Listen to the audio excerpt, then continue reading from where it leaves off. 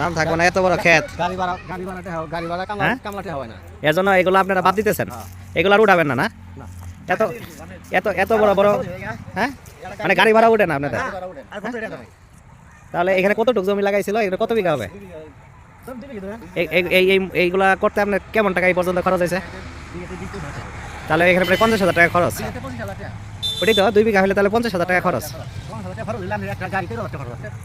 তাহলে মানে 50,000 টাকা এখন ফেলাই দিলেন। এখান থেকে কত টাকার শাকসবজি বিক্রি করছেন? মানে গাড়ি নিয়ে যে ফেলাই রাখছেন কোনো মূল্য নাই?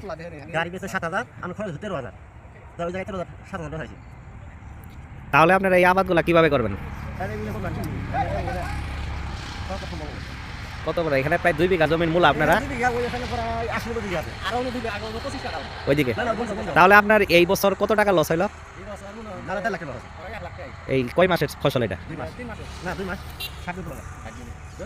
মানে 2.5 মাসে আপনার প্রায় ধরেন 2.5-3 মাসে প্রায় আপনার প্রায়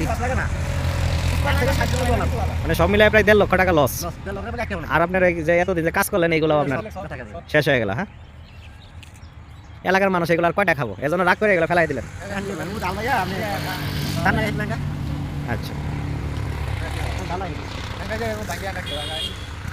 ধান লাগাবেন? আমার দাদা 10 কাঠা মাটি একবার পানি দিয়ে বড় লাগলো দিয়ে টাকা দিয়ে আবাইছে।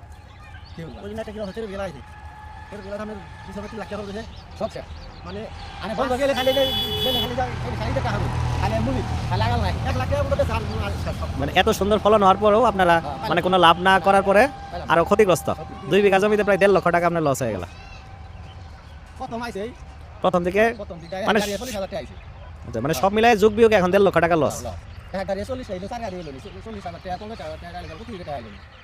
এখন গাড়ি ভাড়াও হয় না।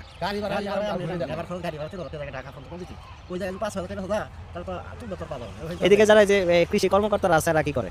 এরা এরা মানে ওনাদের কোনো, ওনারা কি টাইম মতো বেচতে বলে এরকম কিছু আছে নাকি আপনারা বেশি দিন লাভের আশায় রাখছেন? এরকম তো না, মানে যখন দাম ছিল তখন কেন বিক্রি করে নাই? আচ্ছা আচ্ছা, মানে ফলন নিয়ে আসছে দেরিতে, এখন দাম নাই। হ্যাঁ, আচ্ছা আচ্ছা।